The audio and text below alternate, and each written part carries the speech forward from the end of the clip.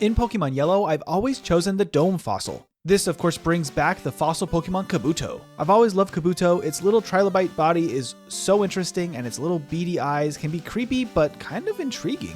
As a Pokemon, it has a lot of strengths going for it, but a couple of really crucial weaknesses. It holds up very well against normal Pokemon, which is great for the early game and against Eevee in the lab. However, this is not the easiest run in the world when it comes to the late game. I choose to fight the rival on Route 22 here. This is just so I don't have to fight Magneton at the end of the game. I did a run before this one, and Magneton just turned out to be a hurdle that Kabuto really struggled with. With its stats and learn set, it's going to need a lot of training. While doing some of this training in the forest, I run into a Pidgey, and I can catch this and name this Andrew. Thank you so much, Andrew, for being subscribed. If you want to see your name pop up here, like always, make sure to get subscribed, get in the comments too. I'd love to see it. The biggest problem for Kabuto in the early game is its learn set.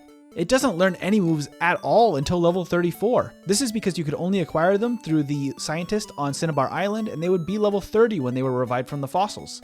The designers decided that it shouldn't learn anything until level 34 so that it didn't come with a good learn set, I guess. But for today, Kabuto only has access to Scratch and Harden for Brock.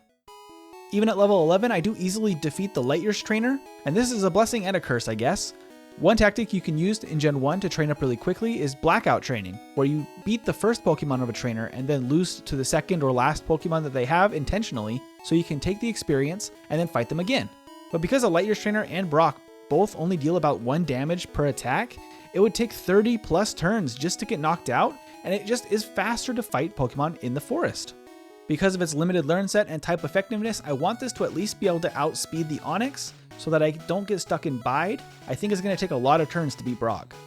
And it definitely does. Unfortunately, Harden isn't really useful in this fight, because Geodude is only doing 1 or 2 damage anyway.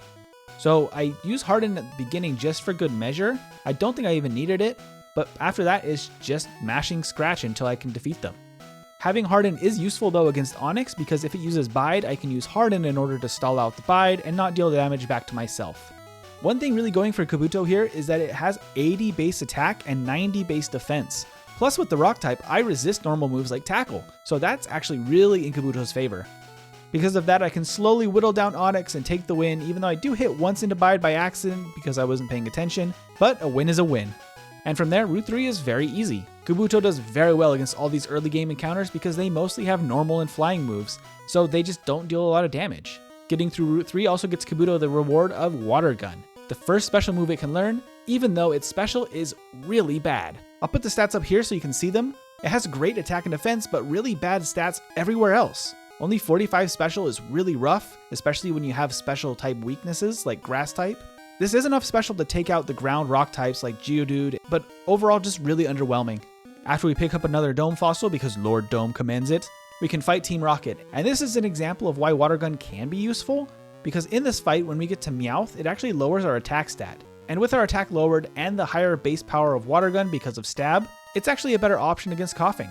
So having a special move is still useful, even though it's much weaker than its normal attacking moves. And with that gets us to Celadon City, and we can start prepping for Rival 2. This fight really isn't that difficult at all because we resist all of their moves, but I do wish at this point that Kabuto had something besides Scratch. And maybe the biggest disappointment of the entire learn set is it doesn't have any rock type moves at all. And that's also true for Kabutops. Neither of them can utilize their high attack stat for any rock type moves, and that's just a shame. We do take an easy win against Blue here on Nugget Bridge, and this time the trainers are pretty easy here. In my testing, I did find a couple of rough spots. Anytime you get hit by Sand Attack before something comes out with a fighting move like Double Kick, it can get a little rough. We do pick up our Charmander and name this Aubrey. Thank you so much, Aubrey, for being subscribed. You rock, even though Kabuto apparently doesn't. After that, I'm going to train on most of the trainers here on Route 25. I do want to be as high level as possible before I hit the end of this route. I do get to level 24 as I take out this last Sandshrew, which is decent enough, I think. Even though I am much higher level than most of the Pokemon at this point, I am still worried about it because of the last at the end of the bridge. Kabuto knows it really has to show up for this fight, and it gets a critical hit on its first strike. If I was even hit by more than 2 absorbs in this fight or hit with Sand Attack, this would have been over. But Kabuto knows, and he delivers. Excellent job, Kabuto. The first really big threat of this run has been taken care of. Another big problem for Kabuto is its HP stat. It only has 30 base HP, and in this fight against the Rocket here north of Cerulean, really shows how brutal that can be. We get taken all the way down to 1 HP against the Drowsy. We wake up after only 1 turn of sleep, so lucky, and knock out that Drowsy. That really was close. And from there, we can continue on to Vermilion City, and we can go to the SSN. Here, we pick up our normal TMs for Body Slam and Rest. Luckily, Kabuto can learn this move, and it is going to be very useful for Misty, which you may not have noticed, we didn't even fight her yet. We went down to Vermilion and completed the SSN before we even got to her. With Body Slam, the rival is really a breeze. This is more than twice the power of Scratch, and with that 80 base attack, Kabuto really hits hard with this move. And that's why we needed it for Misty. I really tried to fight her before going down to the SSN, it just doesn't work out very well. I needed Body Slam, or at least something that can deal good damage against her, because Bubble Beam can hit really hard still. Plus with those X defense, she can shore up that defense as much as possible, and it makes it a little bit tougher. But Dome's got it today. And that means we can go back down to Vermilion City in order to fight Surge. Yeah, unfortunately you have to beat Misty in order to be able to use Cut to get to Surge, so it's a little bit of back and forth, which I don't love, but it's the way it has to be today. We now have Bubble Beam on our moveset, but really this Surge fight comes down to just hitting Body Slam and not getting hit by Thunderbolt. He doesn't have good AI, and he only has a 1 in 5 chance of using Thunderbolt because he can also use an X speed. We get good luck today, we can take him out, no problem. After that, I pick up the bike voucher, and I can pick up Squirtle as well. I named Squirtle Nikolai. Thank you so much, Nikolai, for being subscribed. You are all awesome. The support has been amazing. Thank you so much, everybody, and make sure to like the video while you're here. But from there, we can go pick up our bike, and we can head out toward Rock Tunnel. Dome is going to have to fight another Grass-type trainer here, but luckily with Body Slam, we can take out all of her Pokemon in a single hit. They don't pose much of a threat, and we don't get hit by Absorb this time, so it's an easy win. And from there, the cave is also not too bad at all. Bubble Beam is nice for rock and ground type Pokemon like the self-destructing Hiker or for the Cubones, and so it just doesn't have any problems at all. And we've made it to the mid-game, and we can start doing all of our errands in Celadon City. Now I really wanted Kabuto to do well today, and I've seen other streamers like Scott's Thoughts get pretty good results with it. My first attempt though was awful. I got 83 resets and over 2 hours of real time. It was just really bad. I scrapped that footage entirely because I didn't want to use it for today's video. One thing affecting this is that I don't have perfect DVs in my runs. I just take a few minutes and start the game a couple of times to try to find a Kabuto with good enough DVs. These are the ones I had today, but that might make it a little bit trickier for Kabuto since that special stat really matters. So that means after we picked up Fly and headed back to Lavender Town, my moveset is still Body Slam, Harden, Scratch, and Bubble Beam. I'd rather use Surf instead of Ice Beam, just to get that extra power. Scratch is kind of dead weight at this point, but it will become Slash later, and I do plan on using that. With all that said, for now, Body Slam is great damage, and the resistance to normal moves is still very, very beneficial, and we can take a really easy win against Blue here in the tower, and that gets us to the Chandlers. And I am a little bit worried about these. Because of Kabuto's low HP stat, Nightshade is a real problem. So that, in combination with Confusion and Paralysis from Lick, these Ghastly actually get 3 resets on Kabuto here. This fight very much just comes down to luck, and Bubble Beam just doesn't quite have enough damage to make this really consistent. We finally make it through, we can get the Pokeflute from Mr. Fuji and get to the bike path.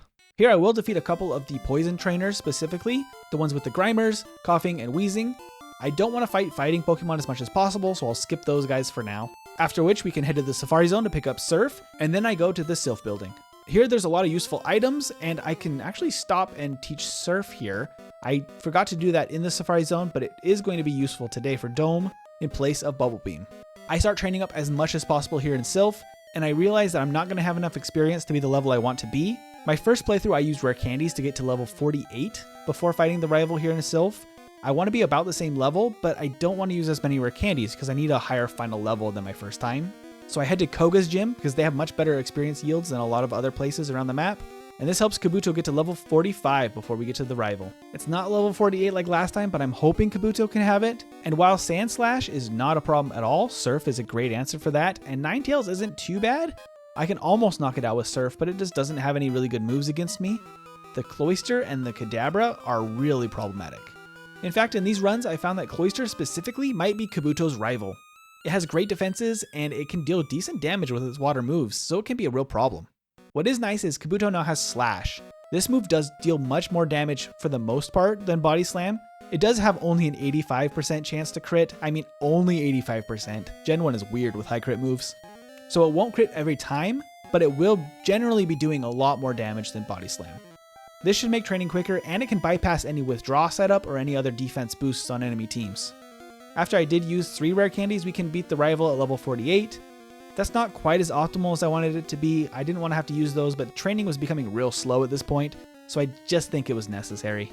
With that though, Giovanni is actually not a problem. Once again, that rock typing is actually pretty good against him.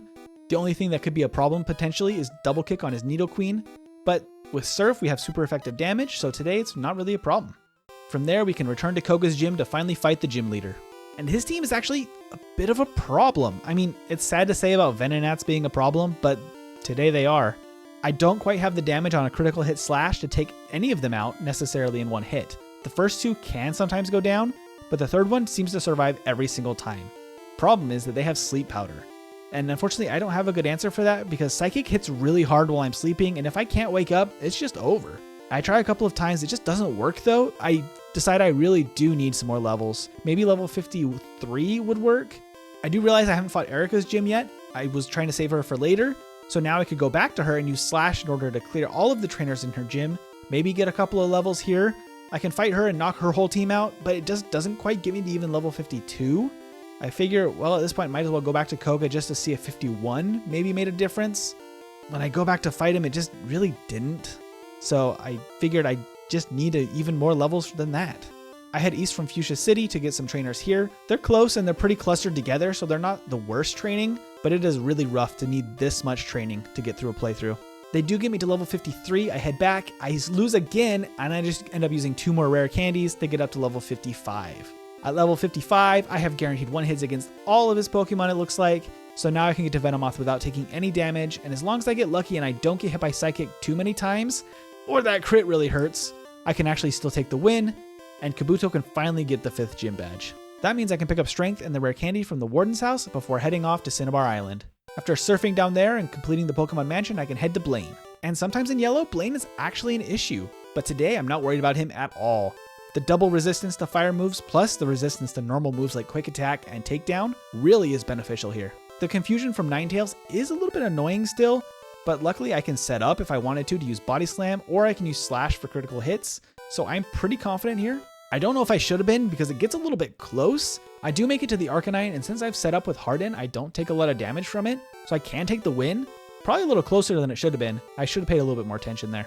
From there, I can head straight to Saffron City. I have just enough speed to outspeed Abra now, so I am very confident that I can take this win.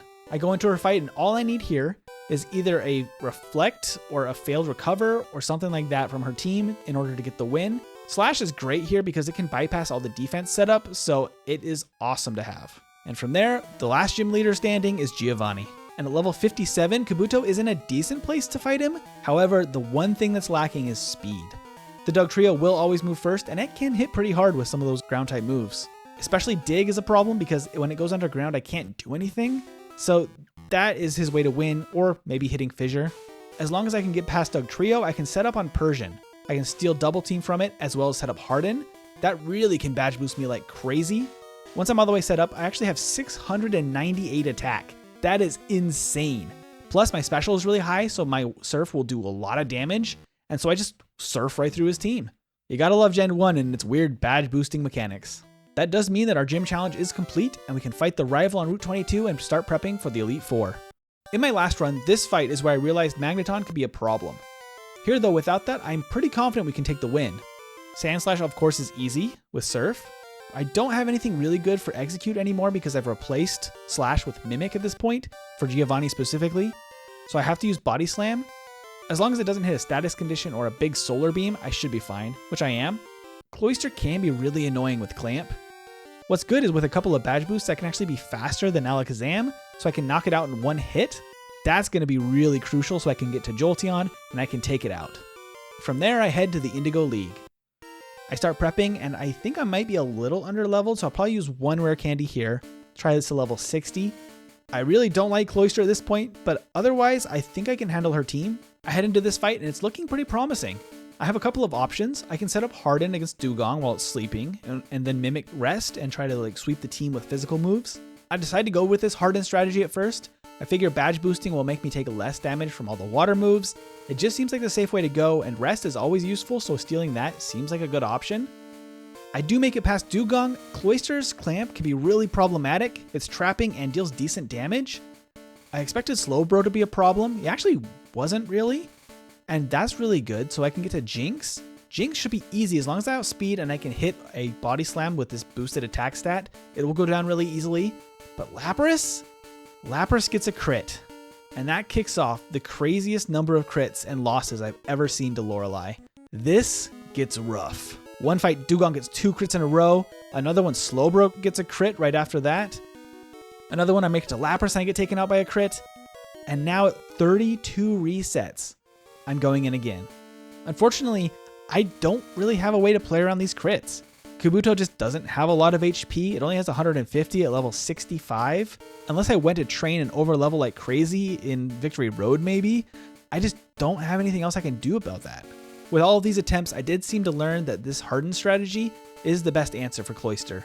The problem is that if I don't do this, it can take me out pretty quickly with Clamp, and that just is not good. That just felt super unlucky for Kabuto. I don't know what was up with that. But in this final attempt with a couple of Clamp misses and everything going right, we can finally make it to Lapras, take it out, and get the win. And that's a huge relief because this next room has Bruno. We all know the worst Elite Four member. And for Kabuto, it's no different. I can just surf right through his team. It's a nice relief after that brutal battle against Lorelei. Next up though is Agatha, and I am also worried about her. Not because of any ghost type moves or even her status conditions. Specifically Mega Drain on her first Gengar is brutal. Especially in combination with Confusion or Paralysis from Lick. That Mega Drain hits so hard, it can knock me right out. I'm also trying to mimic Substitute, so if she switches on the first turn, I have to reset because of a weird Gen 1 glitch that makes Mimic kind of break when she changes team members, so that's unfortunate. After a couple of bad starts, I finally get the start I need to get Substitute up and not get hit by Mega Drain. That was all I needed. I can start then steamrolling her team with Surf and Body Slam. Kabuto gets lucky and she switches right at the right times here in this fight where I don't take any hits when setting up Substitute. It's really nice to see that. And then Surf is really useful for the ghosts. I had Blizzard my first time here. It just doesn't have enough PP and it made this fight really tricky. Surf having much more uses is just really nice.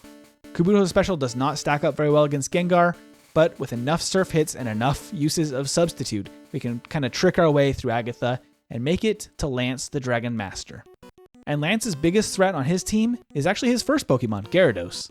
Gyarados' Hydro Pump will hit really hard. And that's one thing that's interesting about Gen 1, because Kabuto has Rock typing as its first type, all of the opponents are choosing Water type moves whenever possible. And that's actually not great for Kabuto. Hydro Pump's also rough, but as long as it gets at least one miss or I get a critical hit on Gyarados, I should be able to get the win. And from there, I now have Blizzard on my moveset instead of Mimic, so I can take out all his Dragon Pokemon and his Aerodactyl with Surf really easily, and we can take the win against the leader of the Elite Four. And finally, at 46 resets and over an hour and 40 into the game, we can finally make it to the Champion Blue. I head into this fight not realizing I should re-tease Rest instead of Blizzard. I guess I was saving it for Executor, but I really didn't need it. Body Slam's fine here, and the ability to heal is really useful for a fragile Pokemon like Kabuto. I tried this fight a couple of times, and I just keep taking too much damage, and Executor will always prioritize Leech Seed, which sets up really well with Cloyster's Clamp, which unfortunately it will also use every time. And this is why a healing move like Rest is just really crucial for this fight. It is kind of disappointing that a lot of the really defensive Pokemon in Gen 1, like Onix, Cloyster, and Kabuto, had some of the best defense stats in the game, but some of the worst HP stats. Like, that's so unfair. What is that? Anyway, at 53 resets, I go back in with Rest, and I try again to get a win against Blue. And now with Rest, I realized I can set up a couple of Hardens against Sandslash. I can survive the Earthquake when I do this, and it makes me outspeed Alakazam and do a little bit more damage. That in combination with being able to heal up at Executor means that I can actually get through the fight at decent health as long as I get past those first two Pokemon. From there, I can set up fully on Executor before getting to the Cloyster so I can have maximum badge boosts and defense, I guess. And with that, Surf actually does decent damage. A crit isn't actually necessarily good in this case though, because it bypasses all that setup, but a couple of hits from Surf, I can get to Ninetales at kind of low health. That means I can get to Jolteon, I still have my badge boosts, I can hit Body Slam, knock it out, and we can finally get the win, and level up to level 70 in the process. And that's the game! Kabuto finishes Pokemon Yellow in 1 hour, 51 minutes, and 47 seconds with 53 resets, and 5 hours and 16 minutes of game time. I really wanted this little fossil to do better than it did, and I really gave it my all. I did greatly improve the results from last time, but unfortunately it's toward the bottom of the tier list. But we can revisit him in the future. Thank you so much for watching. Make sure to like the video, it really does help the performance of these videos, and subscribe if you want to see more of these kind of playthroughs. There will be more coming soon, but until then, have a wonderful day.